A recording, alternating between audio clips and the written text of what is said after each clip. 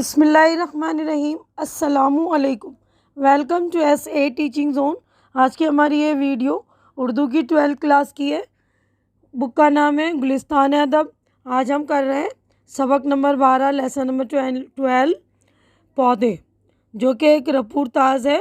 تو ہم رپور تاز کے بارے میں پڑھیں گے کہ وہ ہوتا کیا ہے، اور اس کے لکھنے والے جو مصنف کرشن چندر، تو ان کا تعارف بھی ہم دیکھیں گے۔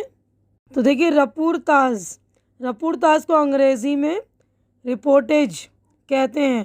رپورٹ کے لغوی معنی روداد یا خبر کے ہیں، خاص طور پر عوام کے سامنے کسی چیز یا واقعے کے بارے میں بیان دینا یا اطلاع دینا رپور تاز ہے۔ رپور تاز بھی ایک روداد اور اطلاع نامہ ہی ہوتا ہے، لیکن اس کی حیثیت ایک ادبی صنف کی ہے۔ ادبی صنف کے اعتبار سے رپور تاز کو تاثراتی روداد کا نام دیا جاتا ہے۔ رپور تاز میں کسی تقریب یا ادبی کانفرنس یا مذاکرے یا جلسے کی کارروائی کی روداد بیان کی جاتی ہے۔ رپور تاز کا مقصد صرف اطلاع یا خبر دینا نہیں ہوتا، کیونکہ خبر یا اطلاع کے علم کے بعد پھر اس میں کوئی دلچسپی قائم نہیں رہتی، وہ جلد ہی باسی یا بے مصرف سی چیز میں بدل جاتے ہیں۔ رپور تاز لکھنے والے کے لیے ضروری کہ وہ تخلیقی مزاج بھی رکھتا ہو۔ اگر وہ صحافی ہے تو اس میں خبر کو افسانہ بنانے کی اہلیت ہونا چاہیے۔ رپور تاز میں اسلوب بیان کی خاص اہمیت ہے۔ تو یہ رپور تاز کا جو تعارف وہ ہو گیا۔ اب ہم اس کے لکھنے والے جو رائٹر ہے کرشن چندر، تو ان کا تعارف دیکھ لیتے ہیں۔ تو کرشن چندر سن 1914 تھا، سن 1977 یعنی 1914 میں پیدا ہوئے اور 1977 میں ان کا انتقال ہو گیا۔ کرشن چندر بھرت پور میں پیدا ہوئے۔ ان کا بچپن پونچھ کشمیر میں گزرا، جہاں ان کے والد بحیثیت ڈاکٹر تعینات تھے۔ انہوں نے وکالت کا امتحان پاس کیا، پھر انگریزی میں ایم اے کیا۔ کچھ دنوں میں وہ آل انڈیا ریڈیو سے وابستہ رہے۔ وہ فلموں کی کشش انہیں ممبئی لے گئی، مگر انہیں فلموں میں زیادہ کامیابی نہ مل سکی۔ انہوں نے قلم کو ہی روزگار کا وسیلہ بنایا۔ کچھ لوگ کرشن چندر پر بسیار نویسی کا الزام بھی لگاتے ہیں۔ کرشن چندر کا شمار اردو کے بڑے افسانہ نگاروں میں ہوتا ہے۔ انہوں نے افسانے کے علاوہ ناول، انشائیے، رپور تاز، ڈرامے، خاکے، طنزیہ و مزاحیہ مضامین بھی لکھے، مگر ان کی اصل پہچان ناول اور افسانے ہی کی وجہ سے ہے۔ کرشن چندر کا پہلا افسانہ یرقان ہے، جو ادبی دنیا لاہور میں سن 1936 میں شائع ہوا۔ ان کے افسانوں کا پہلا مجموعہ طلسم خیال سن 1939 میں شائع ہوا۔ ان کے افسانوں کے تقریباً 32 مجموعے اور 47 ناول شائع ہوئے۔ اپنی تخلیقات میں وہ بہت خوبصورت شاعرانہ زبان استعمال کرتے تھے۔ ان کے یہاں منظر نگاری کے اعلیٰ نمونے بھی پائے جاتے ہیں۔ انہوں نے ہیئت اور تکنیک کے بہت سے تجربے کیے ہیں۔ کرشن چندر کا طنز بہت تیکھا ہوتا ہے۔ کرشن چندر کی طنزیہ و مزاحیہ تحریریں بھی بہت مقبول ہوئیں۔ بہت سی ملکی اور غیر ملکی زبانوں میں ان کے افسانے اور ناولوں کے ترجمے ہوئے ہیں۔ انہیں سویت لینڈ نہرو ایوارڈ اور پدم بھوشن کا اعزاز دیا گیا، یعنی یہ دو ایوارڈ جو انہیں سویت لینڈ نہرو ایوارڈ اور پدم بھوشن ایوارڈ انہیں دیا گیا۔ تو اب ہم آگے بڑھتے ہیں سبق کی طرف۔ دیکھیے، یہ جو رپور تاز ہے، یہ جو رپورٹ ہے یعنی پودے کے اوپر ہے۔ دیکھیے، تو اس چیپٹر کو میں پورا نہ پڑھ کر اس کا خلاصہ بتا دیتی ہوں کہ اس میں مین باتیں کیا کیا ہیں۔ کہ پودے کرشن چند کا ایک طویل رپور تاز ہے، جو انہوں نے حیدرآباد اردو کانفرنس پہ لکھا ہے۔ نصابی کتاب گلستان ادب میں پودے کا ایک مختصر حصہ شامل کیا گیا، اور اس حصے میں بتایا گیا ہے کہ جب سردار جعفری اور کرشن چندر نظام کالج سے لوٹے تو فراق اور احتشام اور ڈاکٹر عبدالعلیم لکھنؤ سے تشریف لے آئے تھے۔ یہ کھانے پر بیٹھے اوریانی پر بحث کر رہے تھے۔ سردار جعفری نے اس کے بارے میں تجویز لکھنا شروع کیا۔ کرشن چند کہتے ہیں کہ فراق حسن کار ہیں، اس لیے انہیں اوریانی سے اتنی نفرت نہیں۔ احتشام کی طبیعت میں نوجوانی کے باوجود ٹھہراؤ ہے، وہ اوریانی سے بدکتے نہیں۔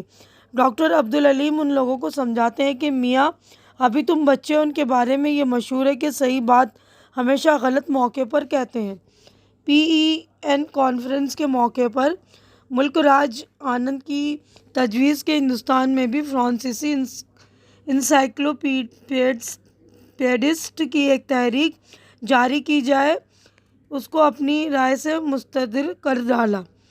ڈاکٹر علیم نے پورے مجموعے پر ایک نظر ڈال کر کہا کہ تحریک تو اچھی ہے مگر ہمارے یہاں روسوا اور والٹیئر جیسے ادیب اور مفکر نہیں۔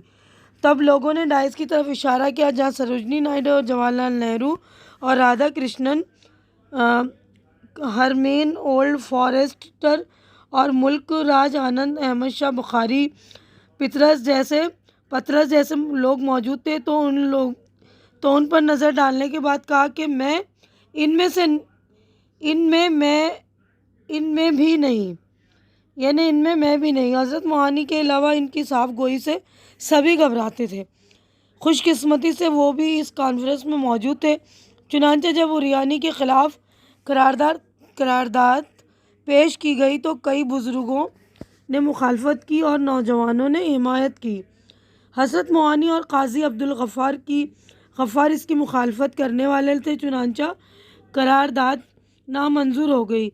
سبتے بہت ناراض ہوئے، کہنے لگا مولانا ہمیشہ یہی کرتے ہیں، جب کانگریس میں تھے تو ہوم رول کے دنوں میں آزادی کا ذکر کر کے ہائی کمانڈ کو خائف کیا کرتے تھے، اور جب کانگریس نے مکمل آزادی کی بات کی تو انہوں نے اشتراکیت کی پخ لگا دی۔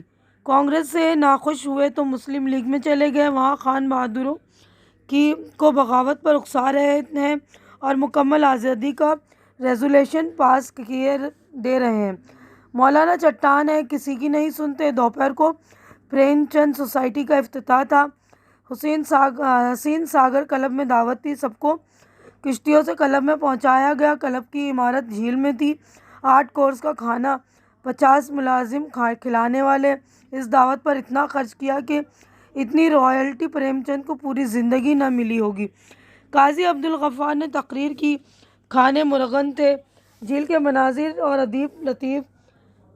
مناظر سے ادیب لطف اندوز ہو رہے تھے۔ قاضی صاحب کی شخصیت پر متانت کا ایک دبیز پردہ سا پڑا ہوا تھا۔ ان کی شخصیت میں رنگینی بھی تھی اور عالمانہ ذہن بھی، شگفتہ انشا پردازی بھی اور فکری ٹھہراؤ بھی۔ لباس سے عمارت جھلکتی ہے اور گفتگو میں علم کی چاشنی، تیور جاگیردارانہ اور ذہن باغیانہ۔ قاضی صاحب ایک ایسے نوجوان ہیں جسے کسی نے عرصے سے گدگدایا نہ ہو، کاش لیلا کے خطوط کے مصنف کو گدگدا کر بھری محفل میں کھلکھلا کر ہنسنے پر مجبور کر دے۔ یہ گدگدی ایک بہت بڑے شاہکار کا پیش خیمہ ہے۔ نفس مضمون یعنی جو رپورتاژ ہے، پودے، اس کا جو تھیم ہے وہ یہ ہے کہ پودے انجمن ترقی پسند مصنفین کی حیدرآباد کی کانفرنس کا رپورتاژ ہے، جس میں بتایا گیا کہ دانشوروں کی مجلس میں جب کوئی تجویز پیش کی جاتی ہے تو کچھ حمایت کرتے ہیں اور کچھ مخالفت، یعنی جو کوئی اس کے سپورٹ کرتے ہیں، کوئی اس کے اگینسٹ چلے جاتے ہیں، یعنی اس کی مخالفت کر کے اس کے خلاف ہو جاتے ہیں۔ ایسا ہی اس کانفرنس میں ہوا تھا۔ بس یہ مطلب جو اس کی اہم بات تھی، اس کے لکھنے والے جو ہے کرشن چند، یہیں پر ہمارا جو ہے مکمل ہو گیا ہے لیسن۔ اب دیکھیے مشق ہماری سٹارٹ ہو رہی، تو یہاں پر جو ہے لفظ و معنی، تو لفظ و معنی میں پہلا لفظ ہے اریانی، ننگا پن، برہنگی، حسن کار، حسن کی تخلیق کرنے والا، آرائش کرنے والا، برا فروختہ، غسیلہ، ناراض، بھڑکا ہوا، سلواتیں سنانا، برا بھلا کہنا، طفلانا، بچکانا۔ تو یہ والا پیج ہمارا مکمل ہو گیا۔ نیکسٹ پیج پر ہم نیکسٹ صفحے پر چلتے ہیں۔ تو اس والے صفحے پر دیکھیے پہلا لفظ ہے درشت، یعنی کرخت، کھردرا، انداز تکلم، بولنے کا انداز، عدم تشدد، خود کو ظلم اور زیادتی سے علیحدہ رکھنا، اہنسا، احتساب، حساب کرنا، جائزہ لینا، مسلوب، سلب کیا گیا، چھینا ہوا، تخلیقی نمو، فکری ارتقاء، ذہنی نشوونما، خائف، خوفزدہ، ریزولوشن، قرارداد، معدوم، مٹایا گیا، در حالیہ کے، اس صورت میں رائلٹی مصنف کو اپنی تصنیف و ناشر کی طرف سے ملنے والی رقم متانت سنجیدگی دبیز موٹا کسی کپڑے یا کاغذ کے لیے بولا جاتا ہے. جبلی فطری زد پرہیزگاری حلم برداری. تو یہ ہمارے الفاظ معنی مکمل ہو گئے. اب دیکھیے اسی سبق سے متعلق جو ہے غور کرنے کی بات ہے. پودے دراصل انجمن ترقی پسند مصنفین کی حیدرآباد کانفرنس کی رودات ہیں. اس رودات میں کرشن چند نے یہ بتایا کہ اس انجمن نے کس طرح ہمارے ادب میں انسان دوستی اور حقیقت پسندی کی ایک نئی روایت کا پودا لگایا. دانشوروں کی مجلس میں جب کوئی تجویز منظوری کے لیے پیش کی جاتی ہے تو کچھ لوگ اس کی حمایت کرتے ہیں اور کچھ مخالفت. اس طرح اس تجویز کے بارے میں کوئی فیصلہ کیا جاتا ہے. یہاں مصنف نے یہ بتایا کہ ملک راج آنند کی پیش کردہ تجویز کئی لوگوں کی حمایت کے باوجود ڈاکٹر عبدالعلیم کی مخالفت کے باعث پاس نہ ہو سکی. تو یہ والا پیج ہمارا مکمل ہو گیا. اگلے صفحے پر ہم چلیں گے. دیکھیے تو اگلے صفحے پر سوالات ہیں. 5 سوالات ہیں. 5 کے ہم جوابات دیکھیں گے. تو 5 کے جوابات ہم دیکھ لیتے ہیں. پہلا سوال ہے ڈاکٹر عبدالعلیم کے کردار کی کیا خصوصیات بیان کی گئی ہے. تو 5 کے ہم جوابات دیکھ لیتے ہیں. پہلا جواب دیکھتے ہیں. تو دیکھیے پہلے کا جواب ہے ڈاکٹر عبدالعلیم کا حشاش بشاش چہرہ تھا. وہ اپنی داڑھی اور وضع قطع سے فرانسیسی معلوم ہوتے تھے. اپنی درشت انداز تکلم سے ہیڈ ماسٹر آگ بگولا ہوتے وقت 100% کمیونسٹ نظر آتے ہیں. ان کے بارے میں مشہور ہے کہ وہ ہمیشہ صحیح بات کہتے ہیں اور ہمیشہ غلط موقع پر کہتے ہیں. وہ سچائی کو اس شدت احساس کے ساتھ پیش کرتے ہیں اور اس پر اس سختی سے کاربند ہوتے ہیں کہ اکثر اوقات ہمدرد بھی مخالف ہو جاتے ہیں. سوال نمبر 2 ہے ملک راج آنند کی پیش کردہ تجویز کیوں منظور نہ ہو سکی. ملک راج آنند کی تجویز پیش کی کہ ہندوستان میں بھی فرانسیسی انسائکلوپیڈسٹ کی طرح کی ایک تحریک جاری کی جائے. تو بہت سے لوگوں نے اس انقلابی تجویز کی حمایت کی. ڈاکٹر عبدالعلیم نے اس تجویز کی پرزور مخالفت کی, اس لیے وہ تجویز منظور نہ ہو سکی. سوال نمبر 3 ہے ادیبوں کے احتساب کا محکمہ ڈاکٹر علیم صاحب کے پاس ہی ہونے کی کیا وجہ بتائی گئی ہے. ڈاکٹر علیم صاحب چونکہ بہت صاف گو اور عدم تشدد کے قائل نہ تھے اسی لیے انہیں احتساب کے محکمہ کا ڈائریکٹر بنانے کی بات کہی گئی ہے, کیونکہ وہ ادیبوں کو ان کی فکری ذہنی اور یا خارجی غلطیوں کو معاف نہ کرتے تھے اور انہیں سزا دیتے. سوال نمبر 4 ہے مولانا حسرت موہانی کے بارے میں کس رائے کا اظہار کیا گیا. مولانا حسرت بھی ڈاکٹر عبدالعلیم کی طرح بہت صاف گو تھے اور اپنی صاف گوئی کی بدولت وہ جہاں گئے لوگوں کو مصیبت میں ڈالتے گئے. کانگریس میں رہے تو آزادی کا ذکر کر کے کانگریس ہائی کمانڈ کو خائف کیا کرتے تھے.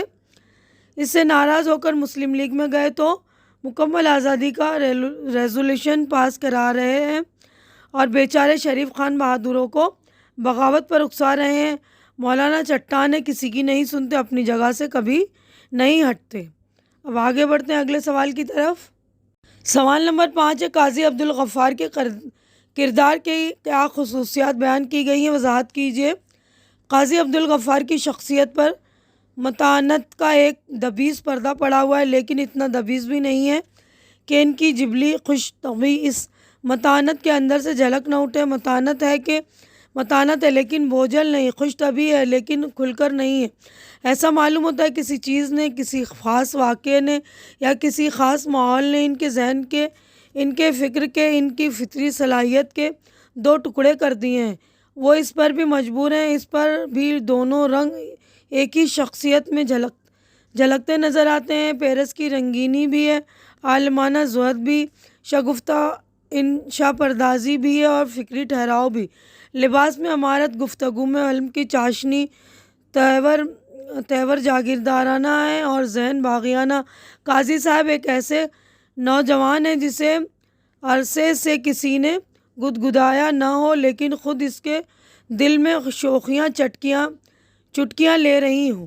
تو 5 کے جوابات ہو گئے مکمل. تو دیکھیے 5 جوابات ہو گئے ہیں مکمل. یہ عملی کام میں آپ نے اپنے اسکول میں کئی جلسے اور تقریبات دیکھی ہوں گی. ایسے کسی تقریب یا جلسے کے بارے میں ایک رپورتاژ لکھیے. یعنی آپ کا اسکول میں جو کوئی فنکشن ہوتا ہے اینول فنکشن وغیرہ یا کوئی اور سا فنکشن، تو اس کی رپورٹ آپ کو بنانی ہے، وہ لکھنی ہے۔ تو آپ بھی اپنے کسی جلسے یا تقریب کی رپورٹ لکھیے۔ ہمارا یہیں پر اپنی ویڈیو میں مکمل کر رہی ہوں کیونکہ سارا کام اس چیپٹر کا مکمل ہو گیا۔ امید ہے کہ جو کچھ میں نے آپ لوگوں کو سمجھایا اچھی طرح سے سمجھ میں آ گیا ہوگا، اور میری ویڈیو بھی آپ لوگوں کو اچھی لگ رہی ہوگی۔ اچھی لگ رہی تو اسے لائک کیجیے، زیادہ سے زیادہ شیئر کیجیے تاکہ جو بھی ضرورت مند آپ کے فرینڈس وغیرہ ان کی ضرورت پوری ہو سکے، ان کو ہیلپ مل سکے۔ اور میرے بھی چینل کو سبسکرائب کر کے آپ لوگ مجھے سپورٹ بھی کیجیے، میری ہیلپ بھی کیجیے، میری ہمت بڑھائیے، کیونکہ میرے چینل کو آپ لوگوں کے سپورٹ کی بہت زیادہ ضرورت ہے۔ تو ہماری اگلی ملاقات انشاءاللہ نیکسٹ ویڈیو میں ہوگی۔ تب تک کے لیے آپ لوگ اپنا بہت خیال رکھیں، مجھے دعاؤں میں یاد رکھیں۔ اللہ حافظ۔